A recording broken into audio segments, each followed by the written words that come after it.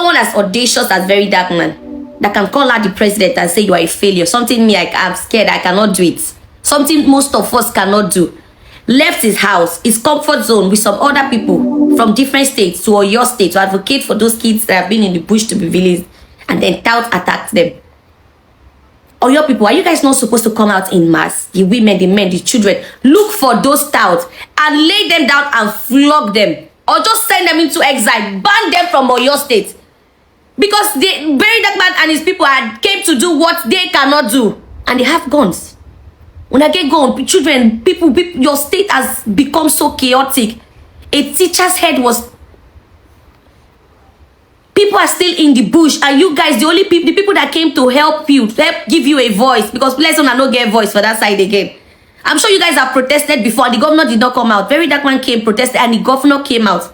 Then touts tried to disrupt that protest. They even shot at them. You guys should come out in mass, or your people come out. I said that even I had so really local government in Oyo State. So you see that I love that state so much. You guys should come out in mass. Look for that. Look for those touts. Flog them. Chase them out of Oyo. They are not good. They should not be part of Oyo. The great Oyo Empire. Oyo that we know so much. Or Oyo that we've read about. Somebody, you guys could not speak up. Somebody came, brought people to speak up for you.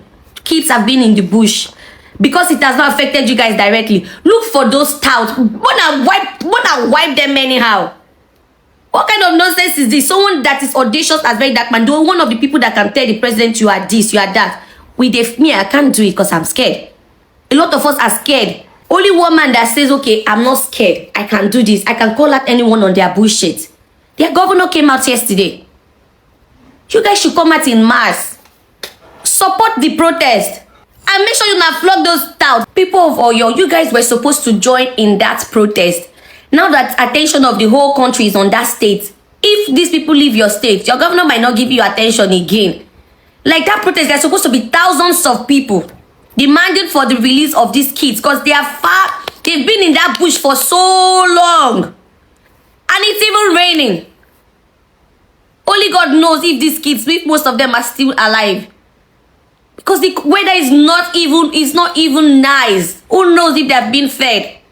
Or your people, please come out. It's not too late. It's not too late. Don't say, okay, this thing has not affected me directly. I can't say anything. The most important person to be fired in the Tinubu cabinet is Bola Ahmed Tinubu himself. So whether he likes, he reshuffles the cabinet from top to bottom, move people from here to here, it is a waste of time because once there is no clear vision and there is no political will to move the country in the right direction, even if you hire the best of the best, there is nothing to work with. In law, they will say you cannot build something on nothing. What exactly is the Bola Tinubu vision for Nigeria? You are taking out Wale Edun to replace with Taiwo Oyedele, who oversaw the, tax reform issue and the tax law issue that came out with forged clauses that came from the National Assembly, and he was even unable to ascertain exactly what document came out from the National Assembly and what was gazetted by the presidency that did not even go back to the National Assembly for harmonization. So when you talk about the Tinubu administration, Nigerians have had enough. It is a tale of recklessness across boards, and as it is today in Nigeria, it does not matter the step that this government begins to take today. It has proven for the last 3 years that it is detached from the realities of Nigerians. Nigerians are struggling with a bad and battered economy, with insecurity, with corruption that is in high heavens. Today, we are the fourth most terrorized country in the world. We are the maternal mortality capital, death capital of the world. We are the sixth most miserable country in the world. Nigeria has more than 18 million children out of school today. Today, we are the kidnapping capital of the world. If kidnapping was an Olympic sport, we'll probably have the highest gold medals as a country. So nobody exactly cares about what Bola Ahmed Tinubu is doing at this point. They should be rounding up and winding down, allow democracy to thrive. Let us have free and fair elections so that we can end this reign of terror over ourselves as a people. The president can decide to say whatever he wants to say. By stating that they will not scare you off, it is even a signal or an indication of fear in itself.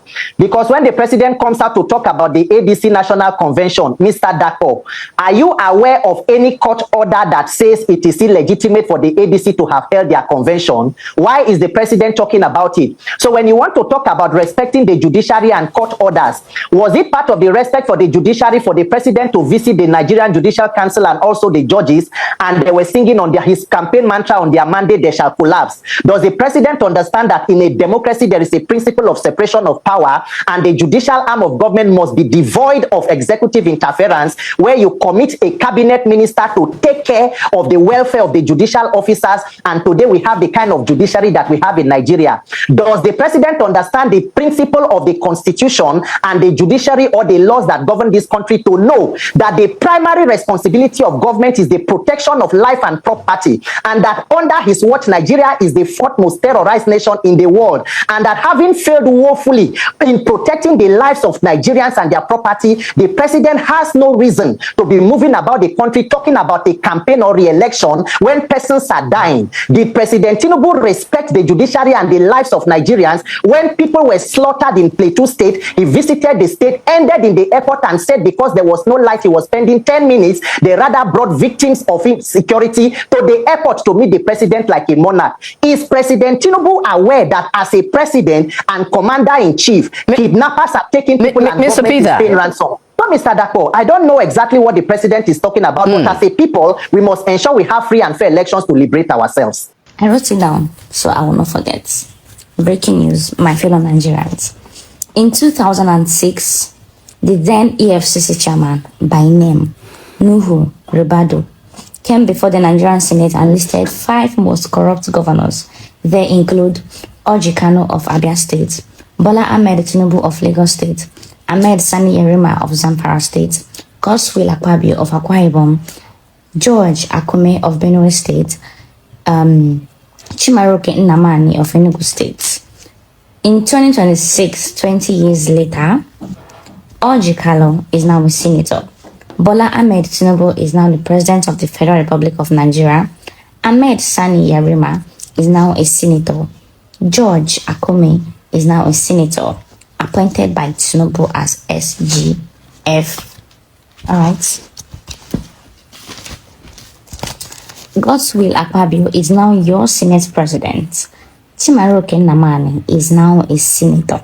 Then the EFCC, remember that made EFCC chairman that made the list that year, Mr. Nuhu, I don't know his name, Mr.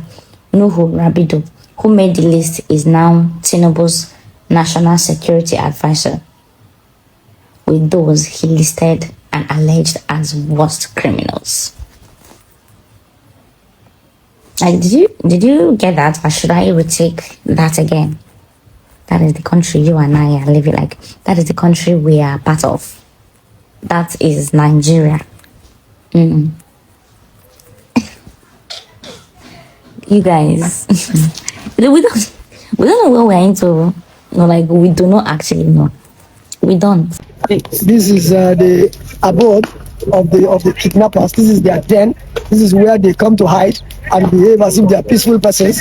Whenever they go out, they go commit their heinous crime, take people to the rocks, inside the rocks, and hide there, and then come here and behave as if they are good human beings. This is from where those that we arrested, they brought us here and said this is where they stay. The kidnappers come here, they even sleep here at times, and they cook for them from here. They get their logistics from here for themselves and every victim that they have kidnapped. The last operation we undertook that led to this position was right behind the hills here. Unknown to us that the behind where we operated was their abode. So it was their arrest that led us to this particular location. And of course, since they brought us here themselves, that this is their house, this is where they plan from, this is where they take up from, it is only right for it to come down. And as you can see, it is down and down forever. We have taken over this location, and our men will also have a mini camp here, waiting to see where they are going to come out from again. We're taking over this, we're taking over this for good.